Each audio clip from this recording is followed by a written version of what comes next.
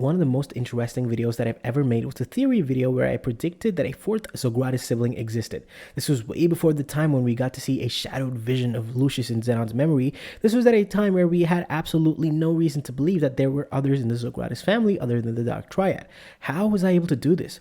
Well, it was simple. We all know that the Dark Triad are based on a psychological concept of the Dark Triad of the same name, with each member exemplifying one aspect of the triad each. While most of us stopped there, I wanted to understand more, and I was curious as to the source from which Tabata was pulling.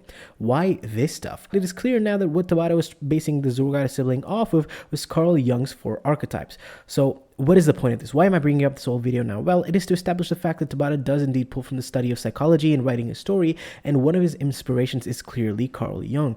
Looking more into Jung, it was clear that Jung had an apparent interest in the paranormal and the occult. So I hit up one of Black Clover's most prolific content creators, Jack Oates, the GOAT. You either know it or you don't, to have a conversation about a topic that's been on the top of my mind given the recent events of the story: the devil heart and the human soul. Where is Tabata getting this from? What is the inspiration, the psychological and occult inspiration that Tabata's pulling from? I really needed to know. So during my conversation with Jack, that ended up being 3.5 hours long, I cut up a small portion from that conversation where we spoke about the demon heart and the human soul. With that all said, let's get right into the conversation.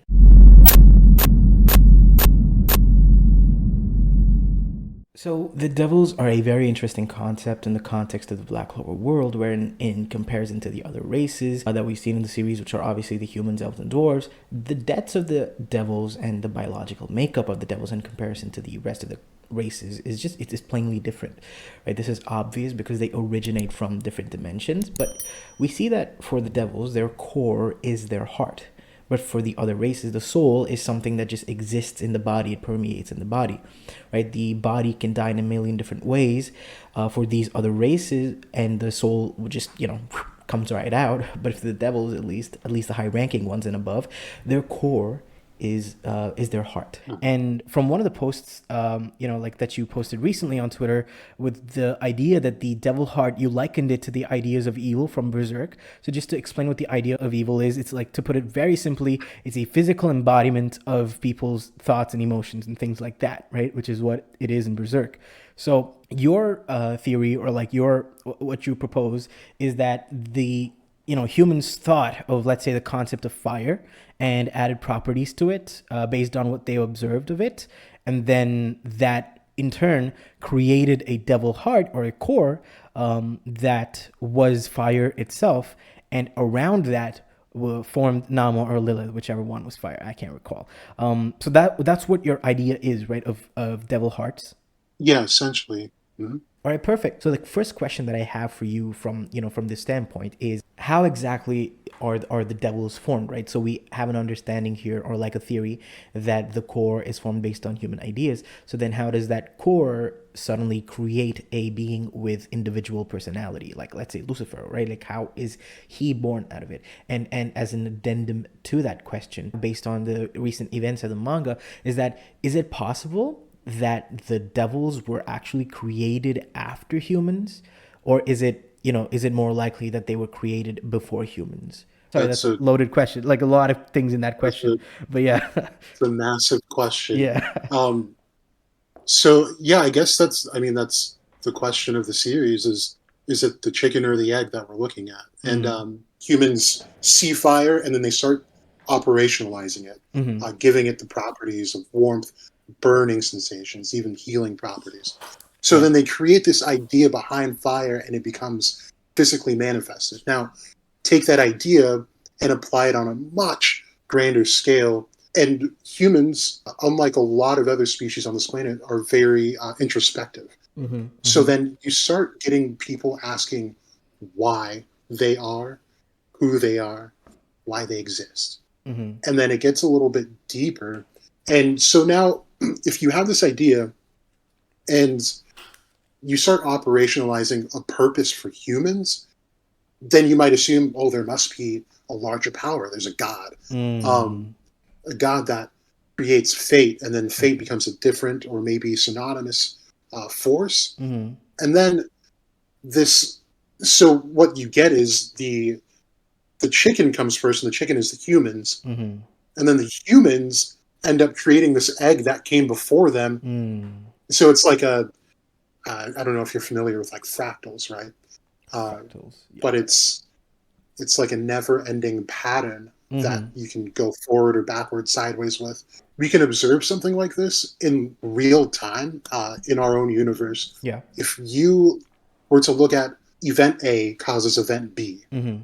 in a neutron star, the gravity is so warped and so dense that event A is caused by event B, but Mm. event B would never exist until Would event A right. happens. Okay. So event A in that situation is the humans who create fate and gods and all these other things Mm-hmm. that precede them.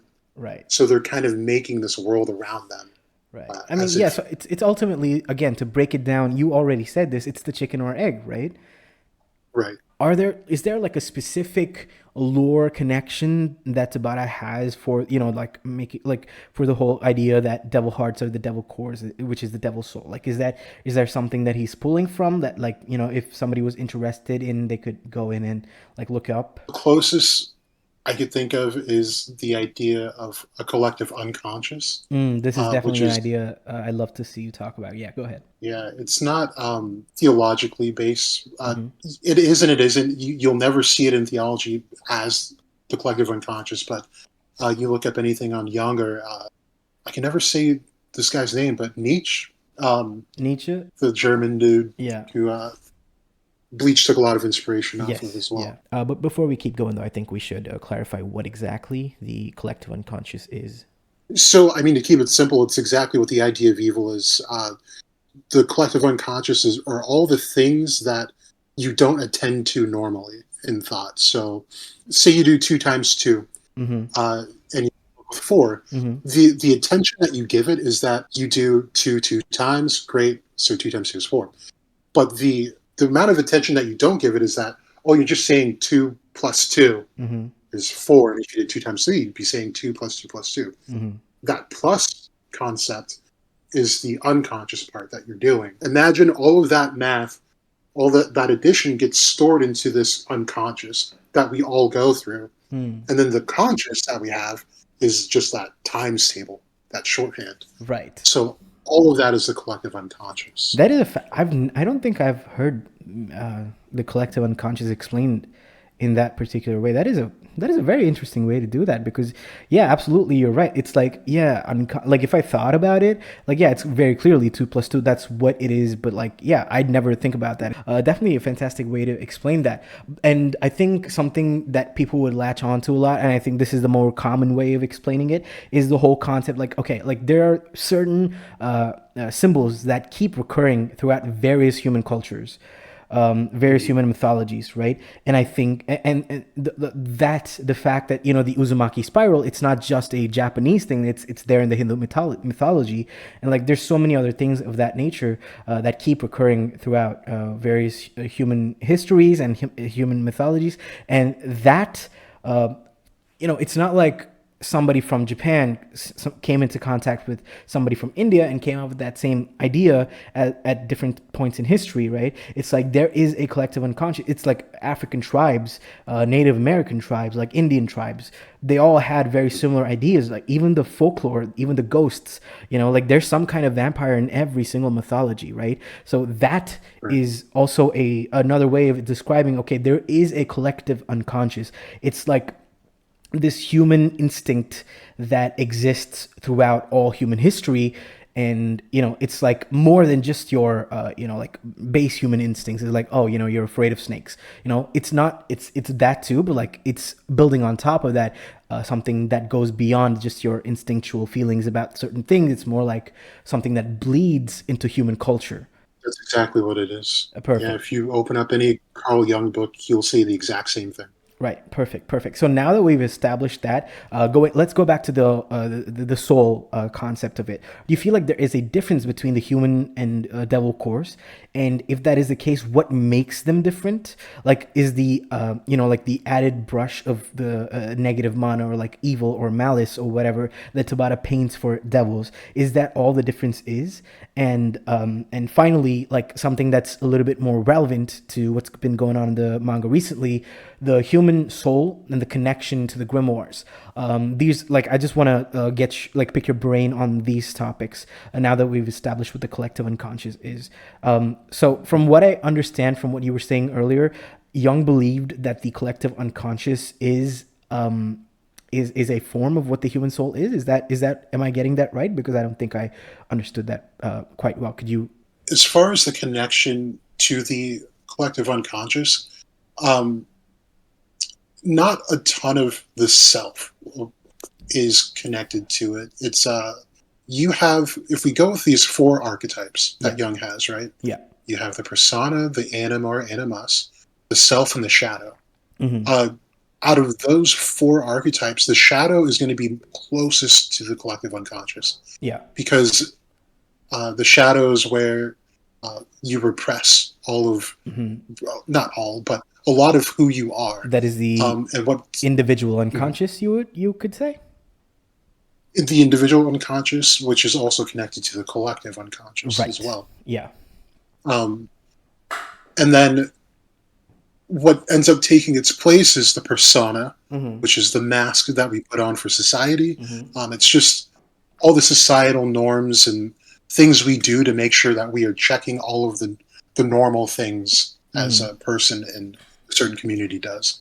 Mm-hmm. And then your anima and animus is the feminine or masculine side of the opposite gender. Mm-hmm. As far as, so to hit the first part of that question, where the human Mm-hmm. soul is stored, if you go with Jung, he will tell you that the soul is literally comprised of the anima or animus, which would be the other part of you, Mm-hmm. uh, the feminine or masculine part of you. Mm-hmm. Um, and I think that's interesting because that goes back into um, some of the source lore that Tabata uses, which does come from the Kabbalah and Mm-hmm. Gnosticism.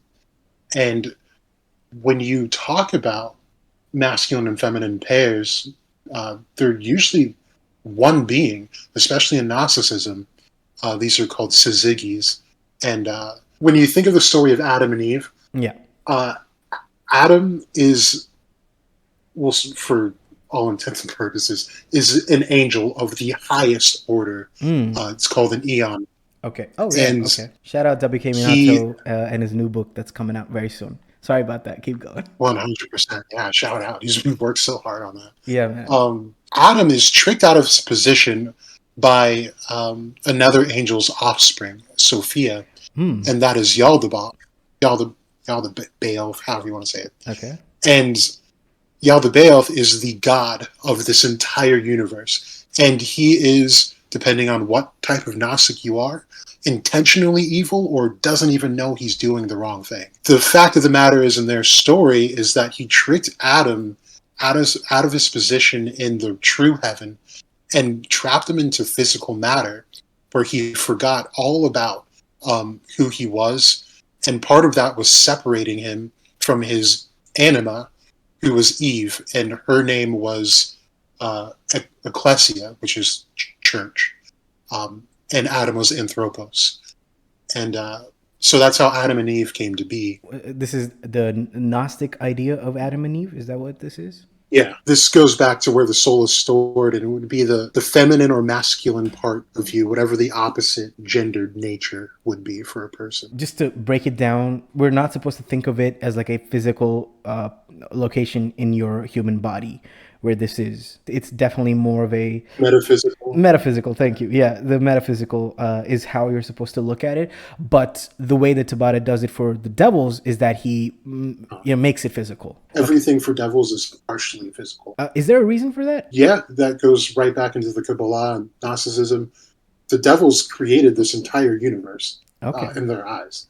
So if you That makes talk sense to with a the true gravity, time, Kabbalist, and space. Yeah, but go on. if you talk to a true Kabbalist, or even, which I found so interesting, Mm-hmm. was like some Buddhists believe this as well, is that this is all a trap. And if you ask some of them, they'll tell you you're already in hell. It's about rising to a different level of being, which is a completely different place out in space. But yeah, that would be the reason why all these devils have these very profoundly and perverted physical ways of manifesting, is because that's what they are. They're matter, and Mm. that's even in the eyes of Kabbalists, Gnostics, and every Buddhist belief. Gotcha. And like just jumping off from this, so when a human consumes, right, like when Lucius consumes Lucifer's heart, then that is him becoming, does he surpass the metaphysical and become physical? I know that feels like a weird question, because it feels like metaphysical should be superior to the physical, but given how, like, the Right. way that you set it up with the Gnosticism and Kabbalistic beliefs, it appears that the physical creation is superior in from what we're seeing in the story here. So yeah, so the question was, when your soul goes from being metaphysical to physical, the way that Xenon's did, and I'm assuming the way that Lucius is when he consumes Lucifer's heart. Is that what that is? Like, am I understanding that correctly? Yeah, I see what you're getting at, and I think it's just tricky for Lucius because he has the attribute of the metaphysical. So Hmm. while he's consuming that ultra physical Oh, portion, interesting. He's converting it to the metaphysical, right? right? But then, like, So Xenon was it's provided a completely physical one. absolutely. Okay.